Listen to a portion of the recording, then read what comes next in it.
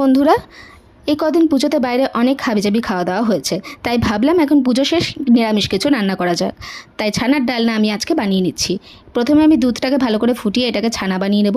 এরপর ছানাটা ঠান্ডা হলে তার মধ্যে সামান্য 1 চামচ ময়দা দিয়ে, একটু আদা কুচি, পরিমাণ মতো চিনি, একটু লঙ্কা গুঁড়ো দিতে পারেন আপনি চাইলে, আর একটু কাশ্মীরি লঙ্কা গুঁড়ো দিয়ে ভালো করে সেটাকে ডো বানিয়ে ছোট ছোট আকারে কেটে নিতে হবে। এরপর সেগুলোকে ফ্রাই করে রেখে গ্রেভির জন্য আমরা দেব কাজু বাটা, একটু পোস্ত বাটা, আর তার সাথে টমেটো বাটা, আর চাইলে আপনি যদি কিছু সবজি চান অ্যাড করতে পারেন। আর অবশ্যই রান্না নামানোর আগে একটু গরম মশলা ছড়িয়ে আর একটু কাসুরি মেথি ছড়িয়ে দেবেন। আর তাহলেই আপনার তৈরি নিরামিষ ছানার ডালনা।